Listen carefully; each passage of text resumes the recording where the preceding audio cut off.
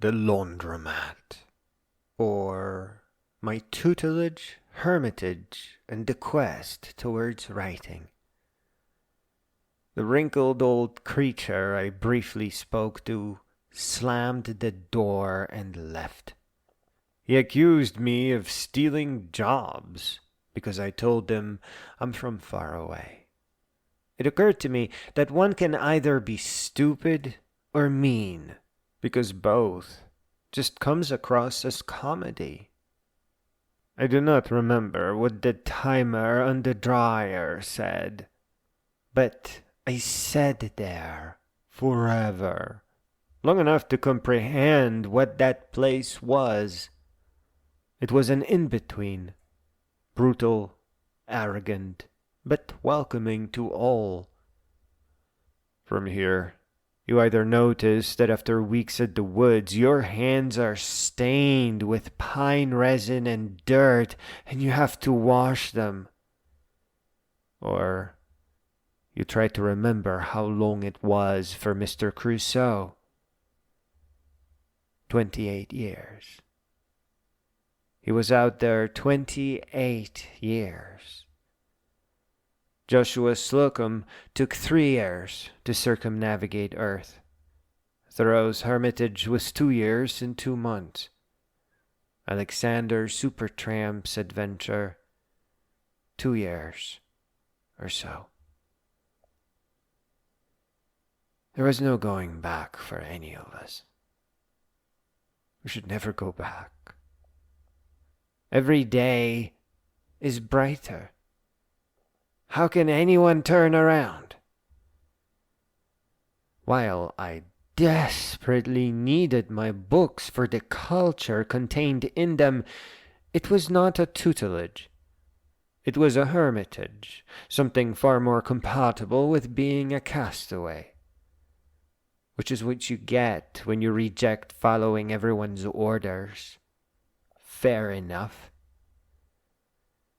Having watched my bullies all those years, I rejected everything that was shallow. My English teacher called me a bad penny. She kept throwing me away, and I kept coming back because she was arrogant, because she was ignorant, and because she had no heart. Being a bad penny is way underrated. Getting off the ground was by far,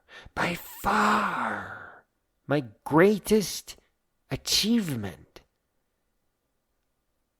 I watched my bullies line up. They thought it was a game. I put on my headphones. Christopher Hitchens was speaking. I loved the Four Horsemen conversation. The content is massively simplified, on purpose, of course, to make it easy to grasp for all. But content is not everything. The surrounding class is the other, you know what, perhaps greater half. I noticed movement in the secret little room. It was the owner, no doubt. They were ecstatic with all the new quarters that they gathered that morning. I imagined them examining each quarter with a magnifying glass, searching for something that only makes sense to them and them only, whilst making happy little furry creature noises. Then my dryer finally paused and dramatically beeped. I was done. That was all the cleaning I needed. Spotless and no wrinkles. I took off the headphones. It gets heart-wrenching sometimes. A real American philosopher was speaking. The content wonderful, the class even greater. The way now late Mr. Dennett carried himself, like Christopher, like Dawkins, and Sam. It's like that fishing rod proverb. Give a man wisdom, and he will eat for a lifetime. But give him culture, and he'll make his way to live forever. Unlike the idiot old man who hurried out the back door, I left the laundromat through the front, where the sun was blinding and loving. I have a very serious rule of adventure. You stop for every antique store, period. There is no violating this rule, and I never have. And, if there is time, there's nothing wrong with used bookstores. They also have little antiques and knickknacks. That is where I was headed next, the bookstore across the US 31. I smiled because the antique store I discovered on my way in, well, for some pretty sure suspicious reason, perhaps a particular kind of hunger for strange creatures, had a box of ocean shells, and I bought a bunch to scatter them by Lake Michigan. The cheerful vacationers were ecstatic to find them. They never noticed the expertly applied varnish. To this day, many of those shells grace many a bookshelf. I ended up buying a bunch of stuff. I remember carrying thick and heavy books to the car. I scored an encyclopedia even, and for $1. Back at my castle, a camping site facing Lake Michigan so magnificent that it can only be referred to as a castle, and even that does not do it justice.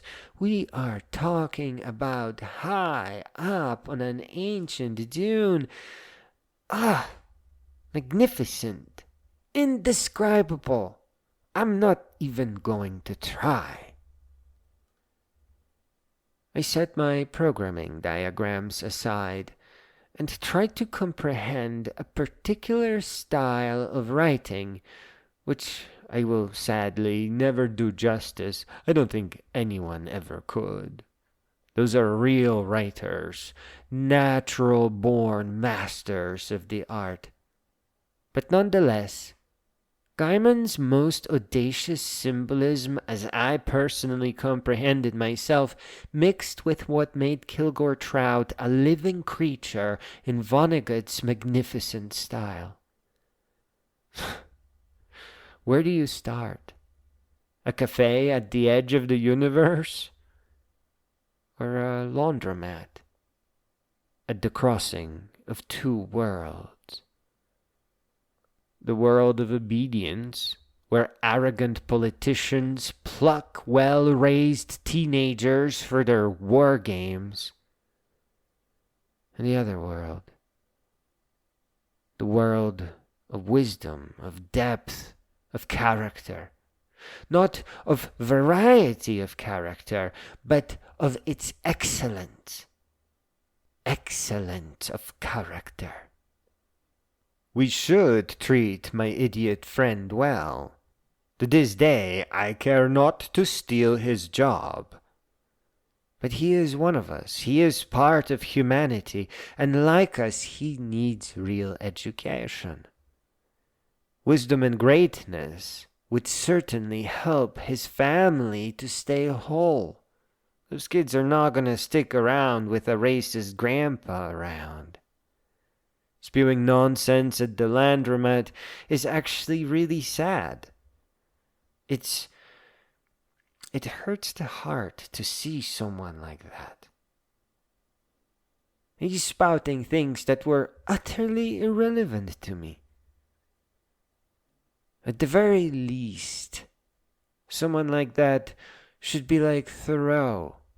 The old man could certainly manage to build his own cabin up some wonderful dune with the tools that he already has, and old worn hands that never shied away from a hammer. excellence of character, excellence of class, the pursuits of highest of virtues, and dignity. Here, Miss Rand, who made a fool of every teacher, was to this day they are talking nonsense about her, as always, was right. You have to become a philosopher first. You may start at a cafe or a laundromat, but you fix what irked you first, and you do it well, so that those that come after you have a chance to go around what hurt you. But I will never drive characters like Gaiman or Vonnegut could. I do that in my computer programs all the time, and that always makes a complex mess that needs more tools and diagnostics than one can shake a stick at. I do not want to invent characters like this. The world doesn't need another Kilgore Trout. The sun had set. My dinner was slowly turning to delicious charcoal that I was soon to cover with ketchup, and I muttered, I should not create characters. Letters, maybe, then. And then, just like I went back to my beginning to fix school, I went back to the first piece of text that I actually loved as a young boy.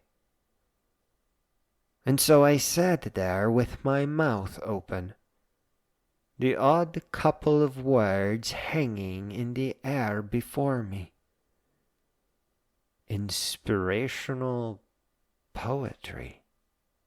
I was even less prepared for that than following the other odd couple, Gaiman and Vonnegut. Bewildered is what I do in programming, hence the diagnostic tools. So bewildered is where I was going to start with inspirational poetry, I guess.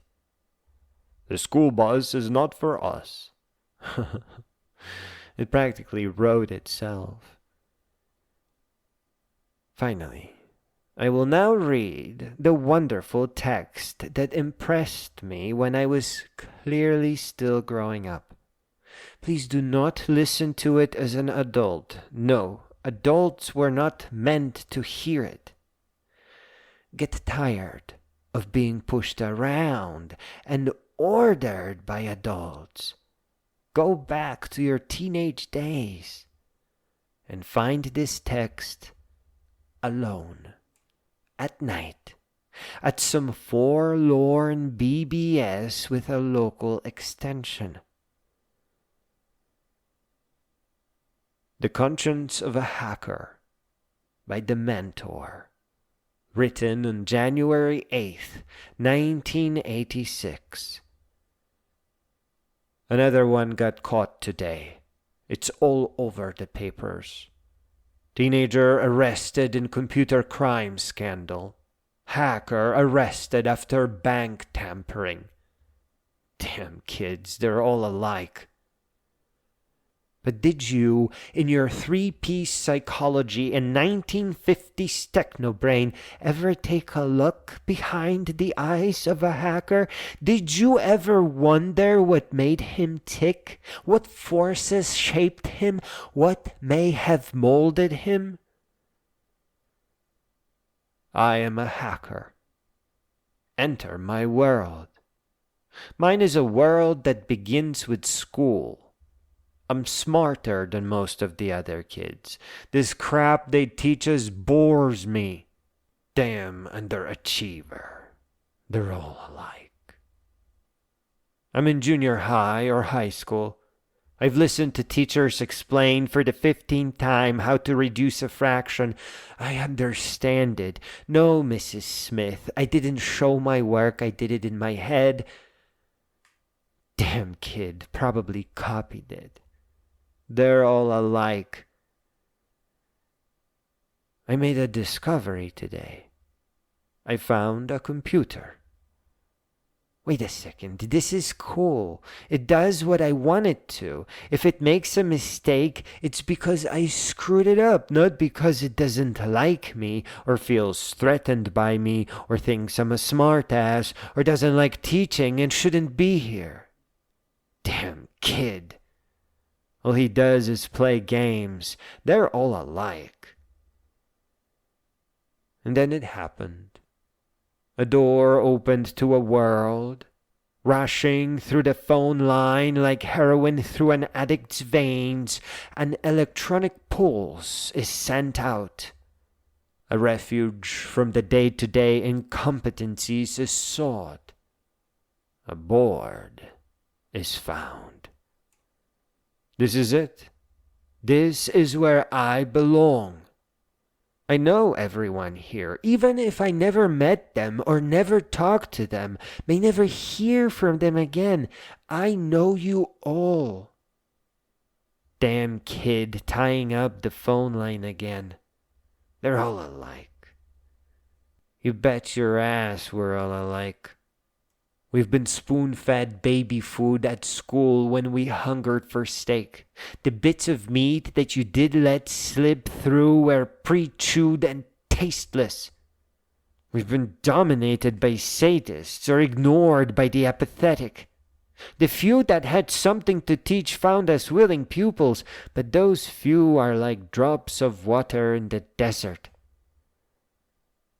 This is our world now. The world of the electron and the switch, the beauty of the board. We make use of a service already existing without paying for what could be dirt cheap if it wasn't ran by profiteering gluttons. And you call us criminals. We explore, and you call us criminals. We seek after knowledge, and you call us criminals? We exist without skin color, without nationality, without religious bias, and you call us criminals.